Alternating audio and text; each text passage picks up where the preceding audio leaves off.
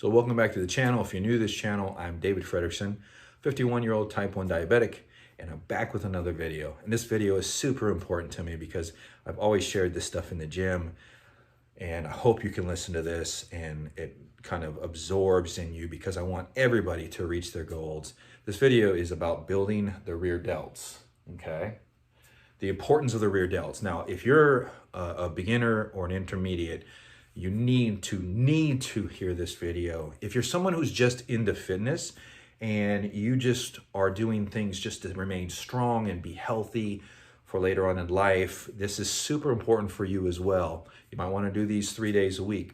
And the reason for that is a lot of our strength, picking up things, pushing things, pulling things, pressing things, relies on the stability and the strength of the scapular thoracic area, which is all the muscles in the back. The rear delts connect to the rhomboids and a few other muscles and the traps. So I can name off a bunch of muscles, but we're not going to get into this.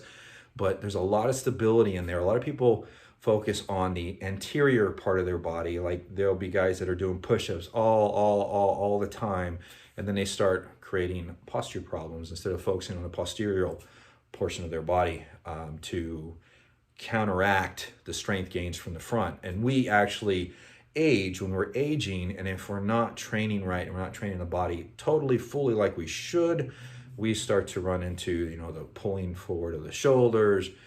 We start running into neck issues, back issues, shoulder issues, and we want to avoid all that as we age. And for those that want to just get jacked and defined, this is a video for you as well, because I've been doing this for 8 months and my upper back is defined more than it ever has been just doing these simple exercises. And I guarantee if you do them, you will notice the definition and the muscles coming in like you want them to look when you're wearing that shirt, when you're walking without a shirt, or when you're looking in the mirror. So let's get into this. So first, what I want to talk about is what not to do if you're in the gym or if you're working out at home. Do not do bent over flies. Do not do fly cable machines. Do not do any of that stuff.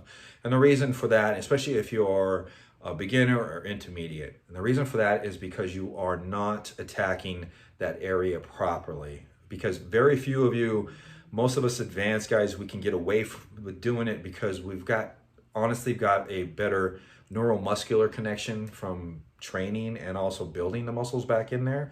So there's more of a focus on it. So the biggest problem with dumbbells is, number one, people try to go too heavy. So when you're trying to pull, you end up using the mid to lower back and your arms come down like this as you're leaning over, okay, instead of out like this. Same goes with cable flies, same goes with the reverse fly machine.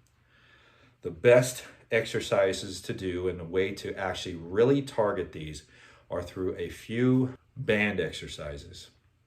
And I'm going to show you which ones work the best. There are literally 3 of them that I use. And the first one is going to be a grip like so, and you've seen this a lot. Arms straight. So on all these movements, you want your arms straight. And see where my hands are right now? And we're going to do, this is one you can do where you're just coming out straight to the chest, pause for 2 seconds, back for 3. You get more growth in the eccentric portion of the movement than almost any other portion of the movement. And a lot of people neglect to control the weight back down. And we all forget about isometrics. Isometrics, and really coming back here gives you a real good neuromuscular connection as you hold that band like that and tight, keep those muscles tight.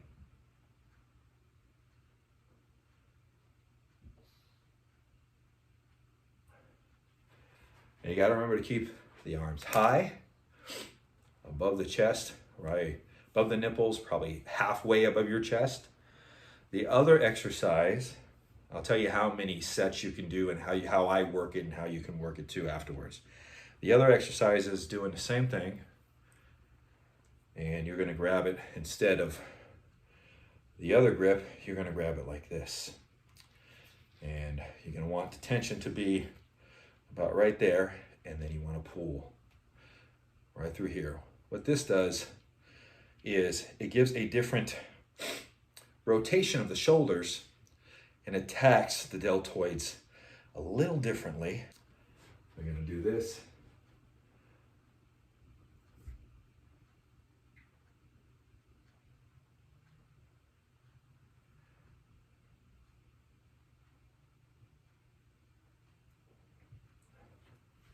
Once again, isometric hold after the contraction. You're going to do for maybe 2 seconds. The eccentric is going to be 3 seconds. Now the last one, this is my favorite. And this one, I'm going to bring this up a little bit because my hands are going to be a little higher. This one here will really attack your traps. So for those of you trying to, build the traps up in there, really does some work there. So you're going to come up to the top. Now, depending on your shoulder mobility, you can either come with your hands like this, palms facing out. You can either come to the front of you, like this. Try to keep your body straight and upright as you're doing it. Or my favorite, if your mobility is good enough to keep your arms straight, come behind your neck with a nice little hold at the bottom. Knocking down the clock there.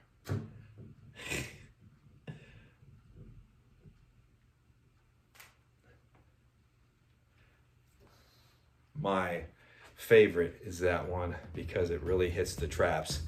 And I love growing my traps. So what I'm gonna do is I'm gonna take my shirt off. I'm gonna do a few reps of each one, not just to take my shirt off, but my back view, so you can actually see what muscles are being active.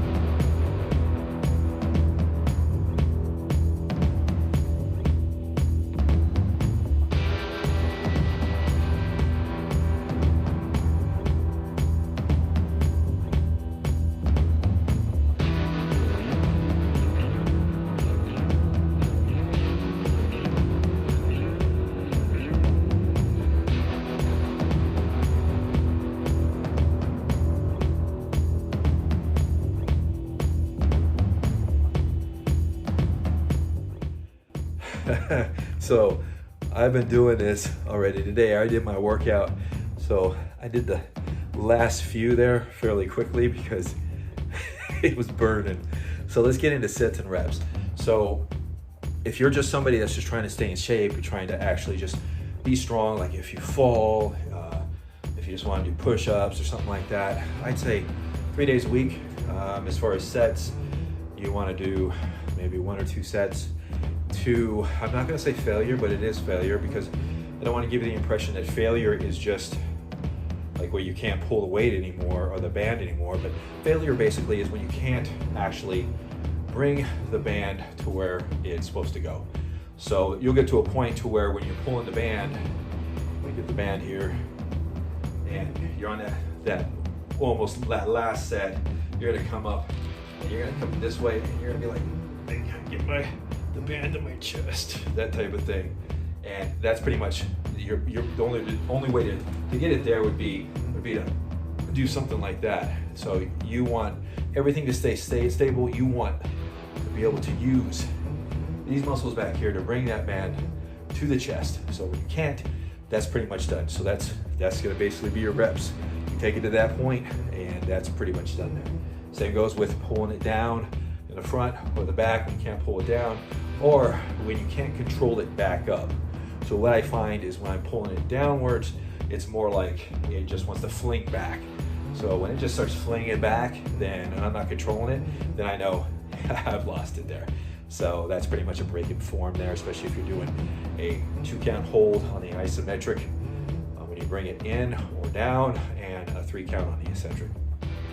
And if you're somebody who's a beginner, an intermediate, or advanced, then what you want to do is I do them 5 days a week, okay? Now for both groups, I don't do all 3 exercises in the same day. So I like to mix it up because we're hitting that area in different directions. So I will do one exercise, per workout. So I will do, the grip here. One day I'll do the grip here. That way, 3 to 4 sets, or the downward pulls. 3 to 4 sets, same thing. Go to failure of form. And that's when you have to actually move your body, or you're not controlling the band with just the arms and the rear back muscles. So this is Dave. We'll see you guys next time.